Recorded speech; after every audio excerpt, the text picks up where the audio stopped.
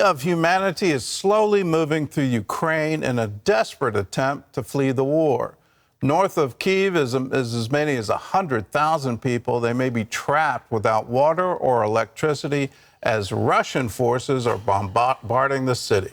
More than 2 million people have already escaped, most of them women and children.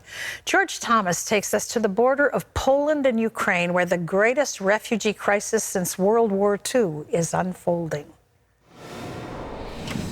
Our destination this morning, the town of Rava-ruska, just west of Lviv. The drive normally takes about 30 minutes, but nothing around here is normal. It's taking 4 to 5 hours now to reach this border town that straddles Ukraine and Poland because of this.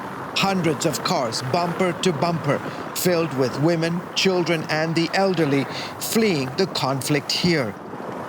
Because we are press, we get through the line fairly quickly, thanks to a Ukrainian military escort.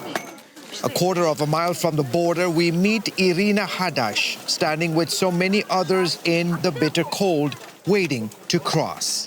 The last 3 days have been the most horrible days of my life. Irina is here with her 2 children after escaping bombings just south of Kyiv.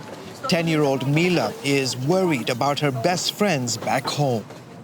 They're not answering my text messages. The last few days, I have had many terrible emotions. I'm just praying they are okay, but right now I'm controlling my emotions. Standing a few feet away, Anna Mikitenko and her 3 children. They were in an underground bunker in Kyiv for a week when she started to notice worrying signs.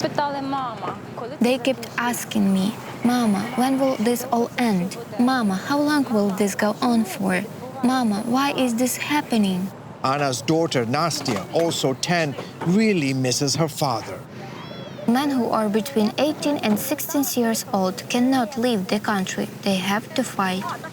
Alexander Stepaniuk, standing at the last Ukrainian border checkpoint, was overcome by emotion as he watched his wife, 2-year-old and 9-year-old walk across Poland. Це просто жахливо. This is terrible that in the 21st century something like this is happening. How can one man cause so much grief in a big European country? We did nothing to deserve this. The UN says more than 1 million people so far have escaped from the central and eastern parts of Ukraine. Over 800,000 of them have walked right here through these gates. This is the Ukrainian border, and on the other side is Poland. And the future for them remains uncertain. Those unable to walk to the Polish border boarded buses, while tearful husbands watched and blew last kisses to loved ones. I really don't want to leave my house, my city, and my country. I hope that everything will end and we will return home soon. With her children by her side, Irina Hadash and a dozen others took their last few steps on Ukrainian soil and walked into an unknown future. I have feelings of despair and fear, but I know I have to fight it to stay strong for my children. George Thomas, CBN News on the Ukraine-Poland border.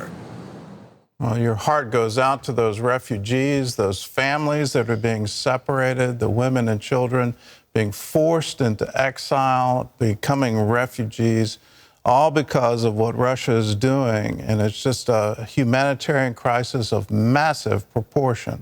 Well, CBN, Operation Blessing, Orphans Promise, we're doing something about this. We want to help those in need, and we're doing it in your name. If we can get a map up, we're going to show you where Operation Blessing is going to be staging in Poland. We're looking at obtaining warehouse facilities so that we can supply large quantities of food and water. That's the primary need of the refugees. We're also been informed that baby formula, diapers, those kinds of things are an absolute need. So that's where we're going to be locating in Poland. But we've been there, and we've been there with Orphans Promise now for 20 years, and we can see the map. This is the regional map of all the various Orphan Promise offices, outreaches happening throughout Ukraine. Ukraine is where Orphans Promise started 20 years ago. So when we say we're staging in Poland, it's to supply these various centers so that we can handle the refugee crisis, we can support families who are trapped in Ukraine, and we're doing it all in your name. If you want to be a part of this effort, this is a 20-year effort, but right now we need help in order to supply the food, the water, formula, diapers, just the things that people are going to need, and they need them right now. So if you want to be a part of it, give us a call, 1-800-700-7000. Say, I want to give to the Operation Blessing Disaster Relief Fund. You can write to us, CBN Center, Virginia Beach, Virginia. Just put Disaster Relief Fund in the memo line of your check. You can text us, OB Crisis, to 71777. A giving page will come up. You can also go to cbn.com or ob.org. Either way, do it now. Be a part of it. 1-800-700-7000. Say, yes, you can count on me. I want to help in this. This is the biggest crisis Europe has seen since World War II. We're pre-positioned. We're ready to go, but we need the funds in order to get the supplies that these people so desperately need. So be a part of it. Say yes.